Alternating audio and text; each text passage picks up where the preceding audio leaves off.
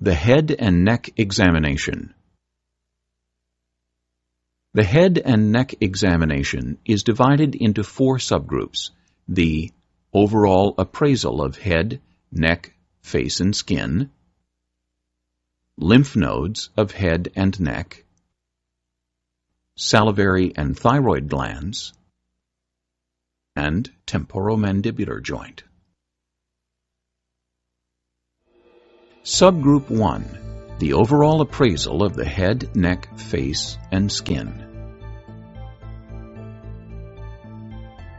While seating and talking with the patient, unobtrusively assess facial form, symmetry, and skin.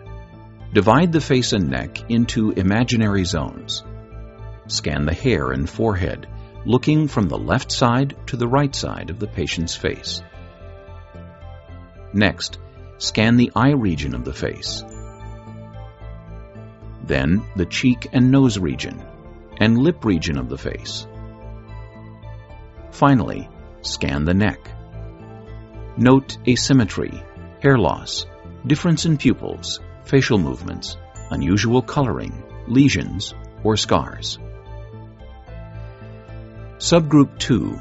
The lymph nodes of the head and neck.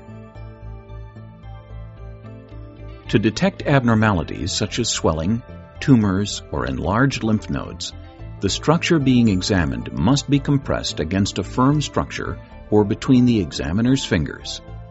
Practice is required to develop an effective palpation technique. The key to correct palpation technique is to remember to compress the structure being examined, such as a lymph node, against another structure, such as the skull of the head. Incorrect palpation technique involves lightly walking or dancing the fingertips over a structure. These light dancing movements are unsuccessful in detecting nodules, tumors, swelling, or enlarged lymph nodes. Correct palpation technique for the head and neck examination involves using the fingertips to compress the structure against the underlying tissues using a circular motion. For example, using circular motions to compress the pre- and post-auricular lymph nodes against the bones of the skull. If a lymph node is enlarged, you will feel it as you compress it gently against the firm bone of the skull. Here, the clinician is examining the post-auricular lymph nodes in back of the ears.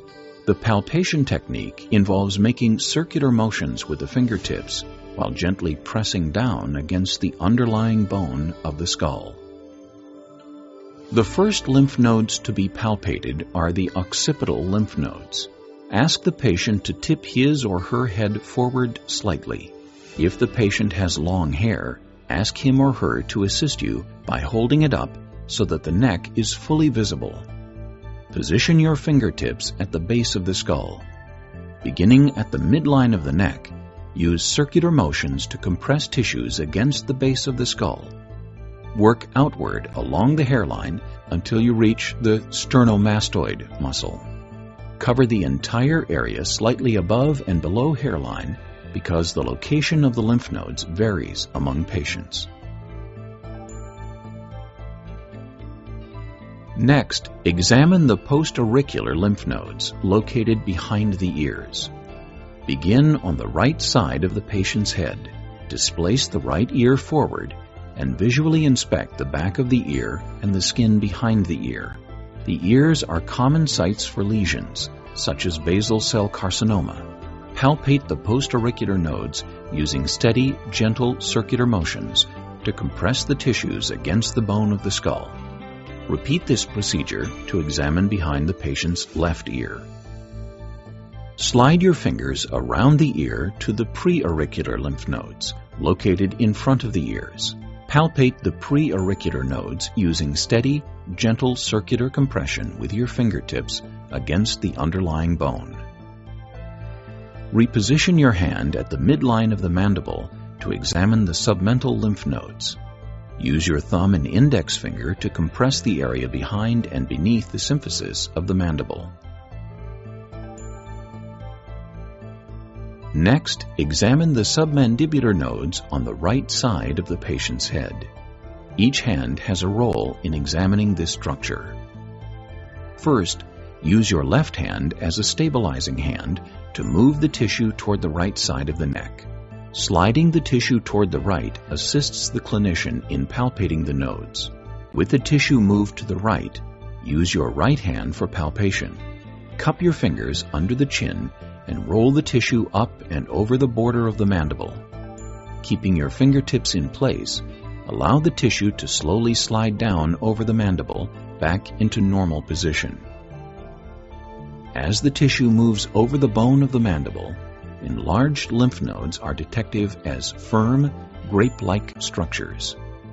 The submandibular nodes on the left side of the jaw are examined using the same procedure. Next, examine the cervical lymph nodes on the right side of the patient's neck. Ask the patient to assist you by turning his head to the left and tipping his head down slightly to rest the chin in the palm of your left hand. In this position, the sternomastoid muscle will stand out. First, palpate the cervical nodes medial to the muscle. With your right hand, grasp the body of the muscle between your fingertips and thumb. Rotate your fingertips back and forth over the muscle, covering its entire length from behind the ear to the clavicle. Reposition the fingertips of your index and middle fingers under the muscle. This is the position for palpating the cervical nodes posterior to the muscle. Apply gentle compression against the underlying tissues along the entire length of the muscle, from the clavicle to the ear. Repeat this procedure to examine the cervical nodes on the left side of the neck. For the supraclavicular nodes, ask the patient to face forward with his chin tipped slightly downward. This position relaxes the muscles, allowing easier palpation of the lymph nodes. Place your index and middle fingers above the clavicle on the right side of the neck and apply circular compression. Palpate the nodes on the left side using the same technique. Subgroup 3. Salivary and thyroid glands. Begin this subgroup by examining the parotid glands. Place the palms of your hands in front of the ears with your fingers extending the full length of the cheek. Use gentle circular compression to compress the soft tissue against the cheekbones. The submandibular glands are located by finding the slight notch in the inferior border of the mandible. Place your index fingers near the angle of the mandible. Slowly move the fingertips forward until you feel the slight depression in the mandible. The submandibular glands are located below the jaw in this area. Move your fingers under the jaw in preparation for the examination. Ask the patient to assist you by pressing the tip of the tongue against the roof of his mouth. This causes the mylohyoid and tongue muscles to tense, making it easier to palpate the submandibular glands. Bilaterally compress the glands upward against the tensed muscles. The thyroid gland lies underneath the thyroid cartilage, the Adam's apple, at the midline of the neck. A normal thyroid gland is not visible under the skin, so a special technique will help you locate the gland. Give the patient a cup of water and ask him to swallow sips of water as you observe.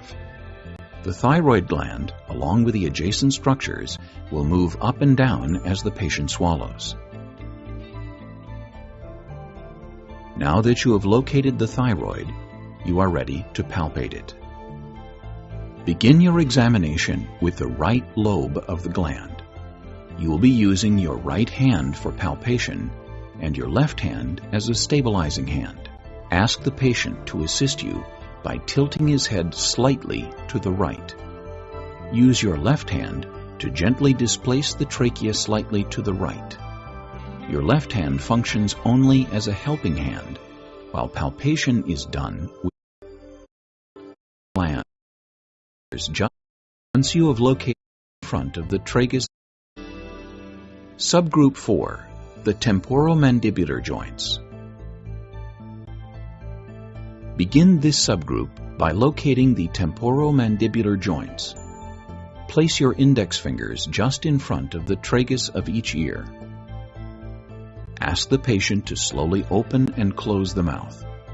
As he opens, your fingertips should drop into the joint spaces. Once you have located the TMJ, place your fingertips over the joints. Palpate the joints as the patient slowly opens and closes several times.